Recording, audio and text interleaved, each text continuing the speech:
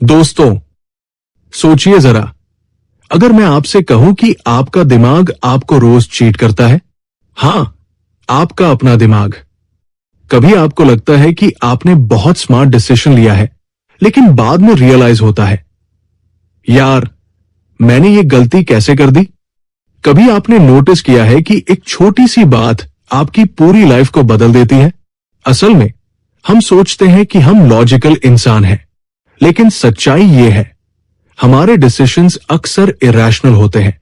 और यही रहस्य खोलती है ये लेजेंडरी किताब thinking fast and slow, Daniel Kahneman द्वारा।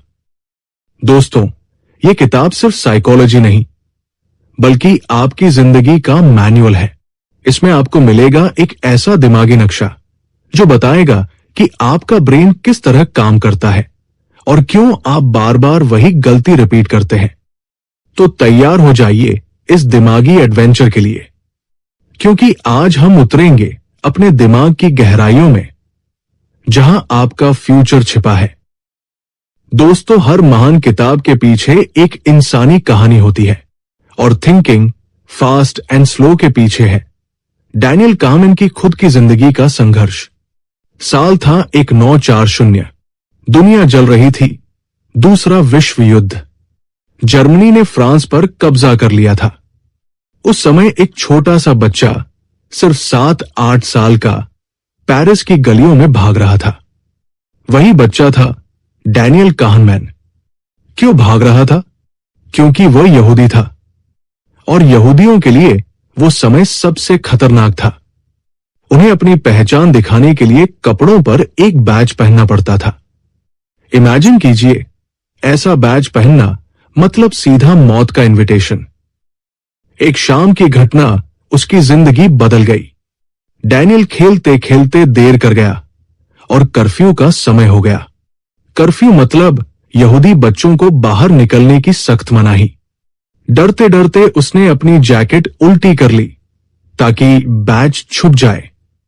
वो सामान्य बच्चा दिखने लगा, लेकिन अचानक सामने से एक जर्मन ऑफिसर आ गया। डैनियल का दिल जोर जोर से धड़कने लगा। उसे लगा, अब मैं पकड़ा गया, अब सब खत्म। पर मिरेकल हुआ। उस ऑफिसर ने उसे डांटा नहीं, बल्कि मुस्कुराया। उससे उसकी उम्र पूछी, उसे कैंडी दी, और यहां तक कि उसे घर तक सेफली छोड़ दिया। उसने कहा, मेरा बेटा भी तुम्हारी उम्र का है। दोस्तों, सोचिए उस छोटे बच्चे पर यह घटना कितना गहरा असर छोड़ गई होगी। उसे समझ आया कि इंसान हमेशा वही नहीं होता जैसा हम उसे लेबल कर देते हैं। दुश्मन भी दयालु हो सकता है। यही अनुभव उसकी जिंदगी का टर्निंग पॉइंट बन गया। उसी से इंस्पायर होकर उसने मनोविज्ञान पढ़ा, इंसानी बिहेवियर को समझा, और आखिरकार साल 2002 में वो पहले साइकोलॉजिस्ट बने जिन्होंने इकोनॉमिक्स में नोबेल प्राइज जीता। इसलिए ये किताब सिर्फ थ्योरी नहीं है, बल्कि एक इंसान की पूरी लाइफ एक्सपीरियंस का निचोड़ है। किताब का नाम है थिंकिंग फास्ट एंड स्लो। अब सवाल, ये फास्ट और स्लो सोच क्या है? काहनमैन बताते हैं कि हमारा दिमाग 2 सिस्टम पर काम करता है। सिस्टम 1 फास्ट थिंकिंग, ये ऑटोमेटिक है, इंस्टेंट है, कोई एफर्ट नहीं लगता। एग्जाम्पल, 2 + 2 4, आप तुरंत बोल देंगे। एग्जाम्पल, कोई आपको गुस्से से देखे और आप इंस्टेंटली समझ जाए कि वो नाराज है। ये इमोशंस, इंट्यूशन और हैबिट से चलता है। सिस्टम 2 स्लो थिंकिंग, ये लॉजिकल है, डेलिबरेट है, इसमें मेहनत लगती है। एग्जाम्पल, 17-24 का आंसर निकालना, आपको रुकना पड़ेगा, कैलकुलेशन करनी पड़ेगी। ये फोकस और कंसंट्रेशन मांगता है। अब प्रॉब्लम ये है, सिस्टम 2 बहुत एनर्जी खाता है, जल्दी थक जाता है। इसलिए हमारा ब्रेन ज्यादातर टाइम सिस्टम 1 पर डिपेंड रहता है, और यहीं से हमारी इरेशनल मिस्टेक्स शुरू होती है। एग्जाम्पल, अगर आप कार चला रहे हो और कोई आपसे टफ सवाल पूछ ले, तो आप अक्सर कार स्लो कर देंगे। क्यों? क्योंकि सिस्टम 2 को फोकस चाहिए। एक्सपेरिमेंट, चलते हुए सोचना। काहनमैन ने एक मजेदार एक्सपेरिमेंट किया। नॉर्मल स्पीड से चलो दिमाग इजीली सोचता रहेगा, फास्ट स्पीड से चलो कॉम्प्लेक्स सोच मुश्किल हो जाएगी। अगर आप रुक जाते हैं मतलब आपका सिस्टम 2 ऑन हो गया है। इससे साफ है सिस्टम एक एफर्टलेस है, लेकिन सिस्टम 2 एनर्जी डिमांडिंग है। एक और शॉकिंग कॉन्सेप्ट है पीक एंड रूल। यह कहता है हम किसी भी एक्सपीरियंस को उसके पूरे ड्यूरेशन से नहीं जज करते, बल्कि 2 चीजों से, उसका सबसे इंटेंस मोमेंट पीक, उसका अंत end. Example, medical test, colonoscopy. Group A 10 minute दर्द बी, 10 मिनट दर्द प्लस 5 मिनट हल्का दर्द। लॉजिकली ग्रुप बी को ज्यादा दर्द हुआ, लेकिन लोगों ने ग्रुप बी को बेटर एक्सपीरियंस बताया। क्यों? क्योंकि एंड कम पेनफुल था। यही कारण है कि मूवी का अंत खराब हो तो पूरी मूवी बेकार लगती है। रिलेशनशिप अच्छा हो लेकिन एंड में ब्रेकअप हो जाए तो पूरी याद नेगेटिव लगती है। लेसन, लाइफ में एंड को मेमोरेबल बनाइए। चाहे हॉलिडे हो, प्रोजेक्ट हो या कोई इवेंट, लास्ट इंप्रेशन ही याद रहता है। इकोनॉमिक्स कहती है कि इंसान रैशनल होते हैं, लेकिन सच में हम इरैशनल हैं। जजेस और पैरोल स्टडी। एक रिसर्च में पाया गया कि जजेस ज्यादातर पैरोल अप्रूव करते हैं सुबह या लंच के बाद। क्यों? क्योंकि तब सिस्टम 2 फ्रेश होता है। टिप, इंटरव्यू या इंपॉर्टेंट मीटिंग का टाइम ऐसे रखिए जब सामने वाला फ्रेश हो। Cognitive ease. कोई चीज जितनी सिंपल और इजी लगेगी उतनी ही सच्ची लगेगी। एड्स बार बार क्यों दिखाए जाते हैं?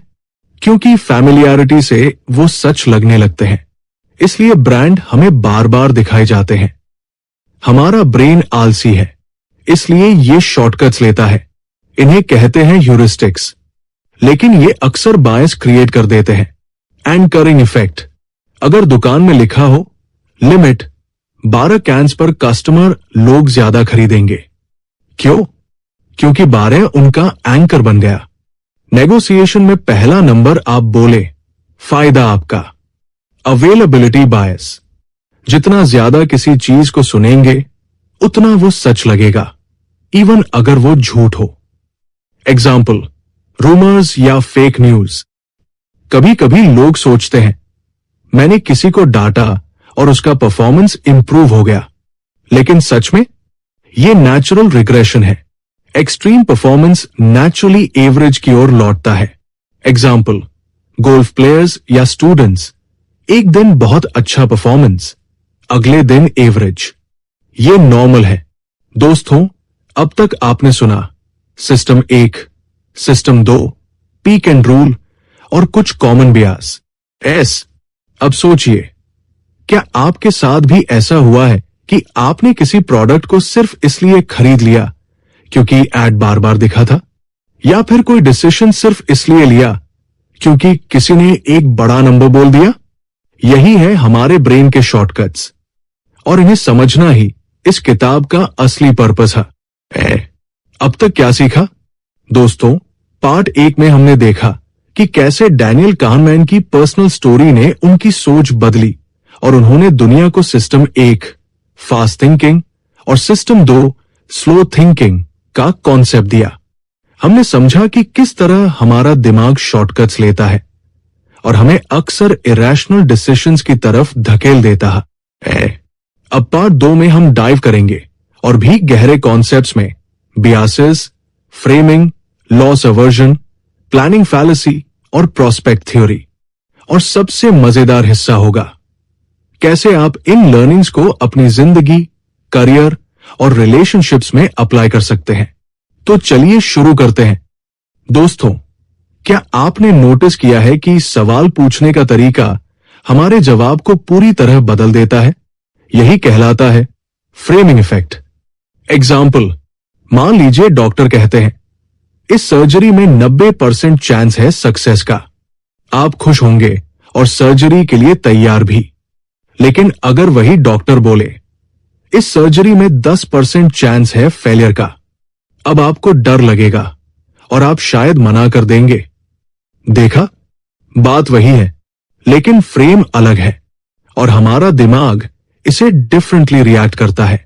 यही कारण है कि मार्केटर्स और पॉलिटिशियंस फ्रेमिंग का यूज करते हैं। प्रोडक्ट के एड्स में सेव 200 रुपए ज्यादा अट्रैक्टिव लगता है बजाय अवॉइड 200 रुपए लॉस के। न्यूज में 100 लोग बचे ज्यादा अच्छा लगता है बजाय 400 लोग मरे के। लेसन, जब भी कोई इंपॉर्टेंट डिसीजन ले तो खुद से पूछे, क्या मैं सिर्फ फ्रेमिंग की वजह से बियास तो नहीं हो रहा? एंडोमेंट इफेक्ट, ये मेरा है इसलिए स्पेशल है। दोस्तों, इमेजिन कीजिए आपको क्रिकेट मैच का टिकट फ्री में मिल गया। अब अगर मैच वाले दिन बारिश हो रही है तो आप शायद सोचेंगे, छोड़ो, नहीं जाना। लेकिन वही टिकट अगर आपने 2000 रुपए देकर खरीदा होता तो बारिश में भी चले जाते। यही कहलाता है एंडोमेंट इफेक्ट, यानी जो चीज हमारी हो गई उसका वैल्यू ऑटोमेटिकली हमारे लिए बढ़ जाता है। इसी वजह से लोग अपने पुराने सामान जैसे पुराना फोन या बाइक का भाव बहुत ज्यादा लगाते हैं, जबकि बायर को उसमें उतनी वैल्यू नहीं दिखती। लेसन, जब भी आप किसी चीज का मूल्य तय करें, ध्यान रखिए कि आपकी ओनरशिप बायस आपको गलत डायरेक्शन में ना ले जाए। हाइंडसाइट बायस, मुझे तो पहले से पता था वाला भ्रम।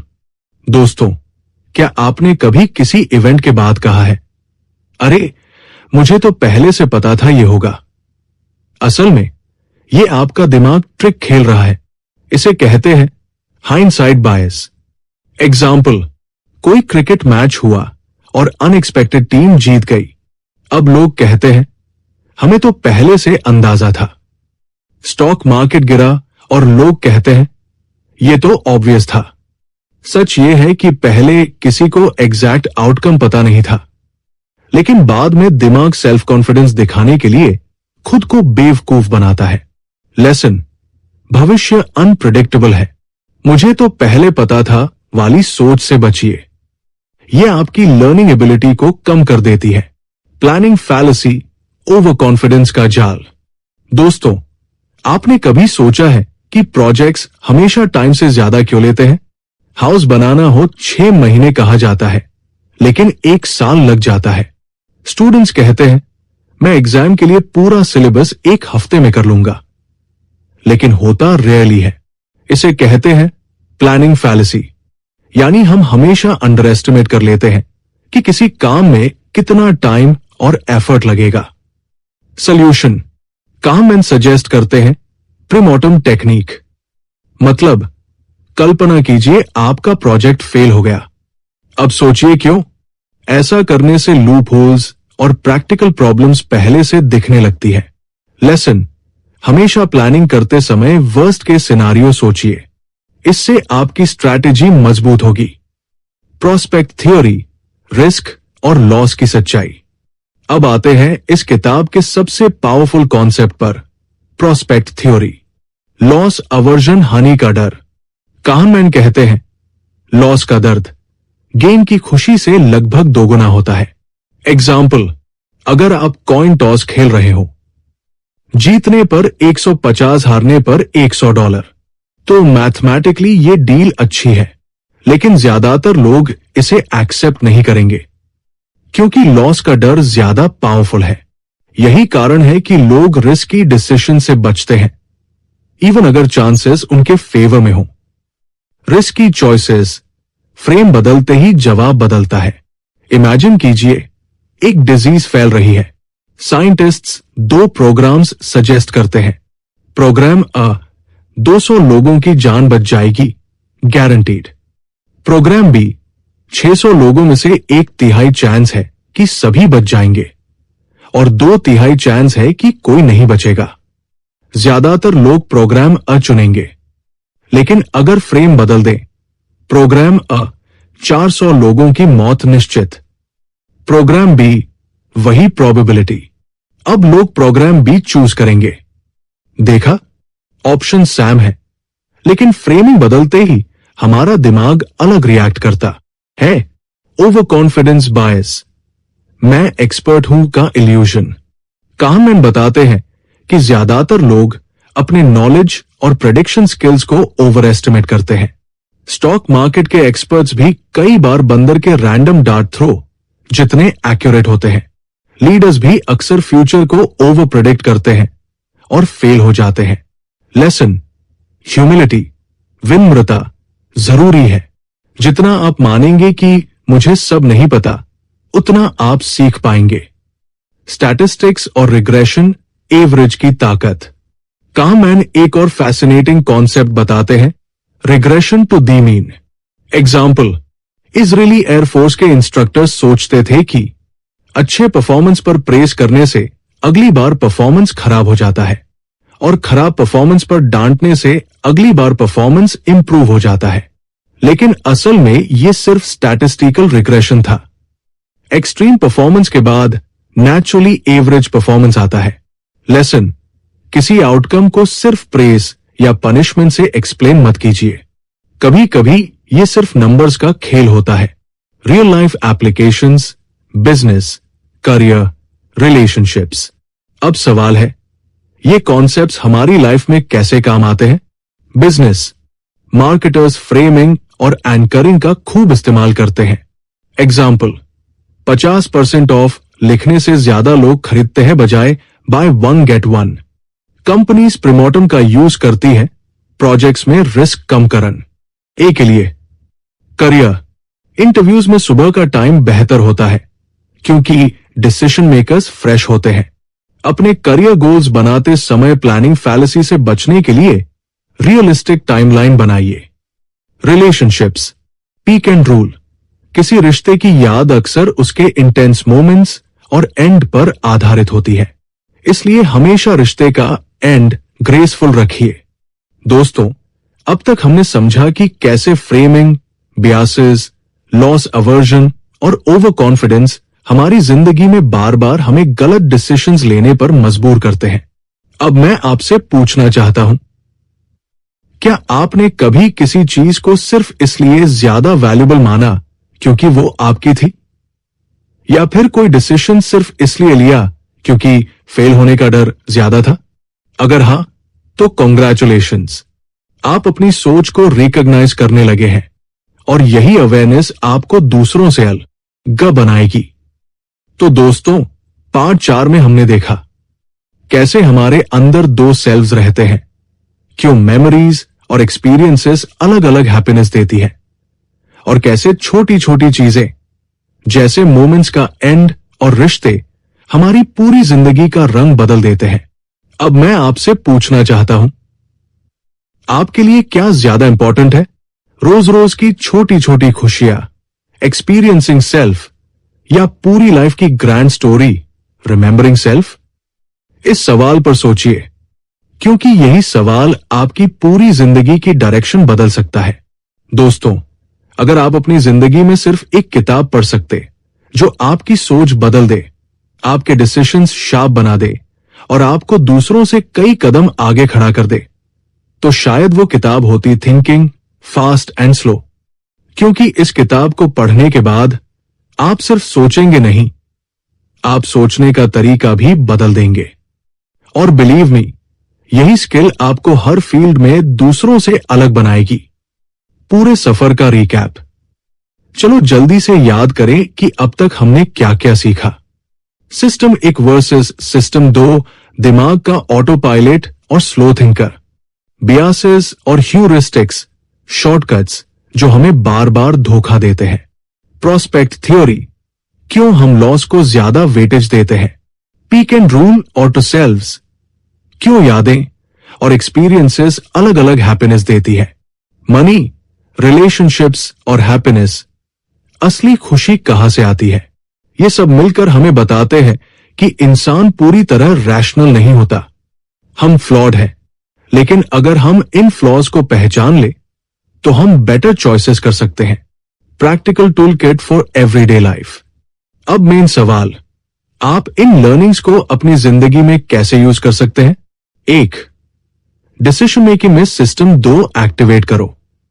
जब भी कोई बड़ा फैसला लेना हो, करियर, इन्वेस्टमेंट, मैरिज, हेल्थ, तुरंत आंसर मत दो, खुद को पॉज दो ऑप्शन को लिखो और एडवांटेजेस डिसएडवांटेजेस कंपेयर करो। प्रो टिप, अगर मेरा दोस्त यही पूछता तो मैं उसे क्या सलाह देता? ये सवाल आपको इमोशन से बाहर निकालकर क्लियर सोचने में मदद करता है। 2. एंकरिंग इफेक्ट से बचो। नेगोशिएशन या शॉपिंग में याद रखो, पहली सुनी हुई संख्या आपके दिमाग पर एंकर बना देगी।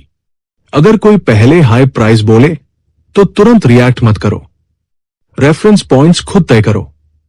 प्रो टिप, बातचीत में पहला नंबर आप फेंको, इससे आप दूसरों के दिमाग में एंकर डाल सकते हो। 3. अवेलेबिलिटी ह्यूरिस्टिक पहचानो।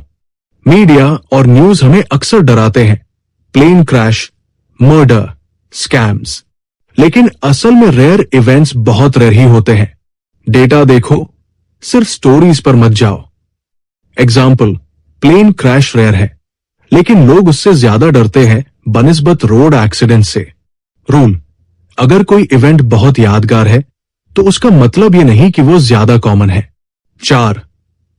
लॉस अवर्जन को हैंडल करो। लोग अक्सर रिस्क लेने से डरते हैं क्योंकि लॉस का दर्द डबल होता है, लेकिन ग्रोथ वही होती है जहां कैलकुलेटेड रिस्क लिया जाता है। एग्जाम्पल, बिजनेस स्टार्ट करना रिस्की है, लेकिन लॉन्ग टर्म पोटेंशियल बहुत बड़ा है। टिप, रिस्क को छोटे छोटे हिस्सों में बांटो, जैसे बड़े इन्वेस्टमेंट की जगह monthly SIPs. 5. Planning fallacy avoid करो। प्रोजेक्ट्स या गोल्स हमेशा ज्यादा टाइम और रिसोर्सेज लेंगे। जो टाइम आप सोच रहे हो उसमें कम से कम 30-50% और ऐड कर दो। प्रीमोर्टम एक्सरसाइज करो, कल्पना करो कि प्रोजेक्ट फेल हो गया, रीजन क्या है, यही रीजंस पहले से फिक्स करो। 6. पीक एंड रूल अप्लाई करो। चाहे काम हो, वेकेशन हो या रिलेशनशिप, एंड को अच्छा बनाओ। ऑडियंस को लास्ट इंप्रेशन ही याद रहेगा। अगर आप किसी को इंप्रेस करना चाहते हो तो हमेशा गुड एंडिंग लीव करो। एग्जाम्पल, प्रेजेंटेशन में सबसे पावरफुल पॉइंट एंड में रखो। 7. एक्सपीरियंसिंग सेल्फ को भी खुश रखो। सिर्फ रिमेंबरिंग सेल्फ को फीड मत करो, जैसे career achievements, status, money. Daily छोटी छोटी खुशियां क्रिएट करो। Music, walk, meditation, family time, क्योंकि यही मोमेंट्स एक्चुअल लाइफ क्वालिटी बनाते हैं। 8. रिलेशनशिप्स में इन्वेस्ट करो। रिसर्च क्लियर कहती है खुशी का सबसे बड़ा सोर्स रिलेशनशिप्स है। अच्छे दोस्त बनाओ, फैमिली के साथ क्वालिटी टाइम बिताओ, टॉक्सिक लोगों से डिस्टेंस रखो। रिमेंबर, मनी से ज्यादा पावरफुल है किसके साथ आप समय बिताते हैं। Real life examples, audience connect. कभी सोचा है क्यों क्रिकेट का आखिरी ओवर पूरी मैच की मेमोरी डिफाइन कर देता है? यही पीक एंड रूल है। क्यों लोग स्टॉक मार्केट में लॉसेस को जल्दी एक्सेप्ट नहीं करते? यही लॉस अवर्जन है। क्यों व्हाट्सएप पर एक रूमर वायरल हो जाता है? यही अवेलेबिलिटी कैस्केड है। अब जब आप इन चीजों को समझते हैं तो आप सिर्फ ऑडियंस नहीं बल्कि गेम चेंजर बन सकते हो। Grand life lessons. डैनियल कहनेमान की सबसे बड़ी टीचिंग यह है, हम रैशनल नहीं हैं, लेकिन हम अवेयरनेस से बेटर बन सकते हैं। यानी फ्लॉ से भागने की जरूरत नहीं, बस उन्हें पहचानो और अपनी स्ट्रैटेजी बदलो। Final mantras, slow down when it matters. Data पर भरोसा करो, सिर्फ गट फीलिंग पर नहीं। गुड एंडिंग्स क्रिएट करो। रिलेशनशिप्स और स्मॉल जॉयज को प्रायोरिटी दो। रिस्क से मत डरो, बस कैलकुलेट करो। दोस्तों, सोचिए, आपके पास अब वो नॉलेज है जो दुनिया के टॉप इकोनॉमिस्ट्स और साइकोलॉजिस्ट्स डेकेड्स तक रिसर्च करके लाए। इमेजिन कीजिए अगर आप हर बड़े डिसीजन से पहले सिस्टम 2 एक्टिवेट कर लें, अगर आप एंकरिंग और बियासेस से बच जाएं, अगर आप हैप्पीनेस को सही एंगल से समझ लें, तो आपकी जिंदगी कैसी होगी? आप सिर्फ सर्वाइव नहीं करेंगे, आप थ्राइव करेंगे। तो अगली बार जब आप किसी चॉइस के सामने खड़े हो, खुद से पूछिए, क्या मैं फास्ट सोच रहा हूं या स्लो? और याद रखिए, सिर्फ सोचने वाला इंसान नहीं, सही सोचने वाला इंसान ही दुनिया बदलता है। अब आपकी बारी है। फास्ट या स्लो? अगर आपको ये ऑडियो बुक समरी पसंद आई हो तो इसे शेयर कीजिए, लाइक कीजिए और कमेंट में बताइए आपको इस किताब का कौन सा कॉन्सेप्ट सबसे ज्यादा यूजफुल लगा। और हां, अगले एपिसोड में हम एक और लाइफ चेंजिंग किताब लेकर आएंगे। तब तक के लिए सोचते रहिए, सीखते रहिए और ग्रो करते रहिए।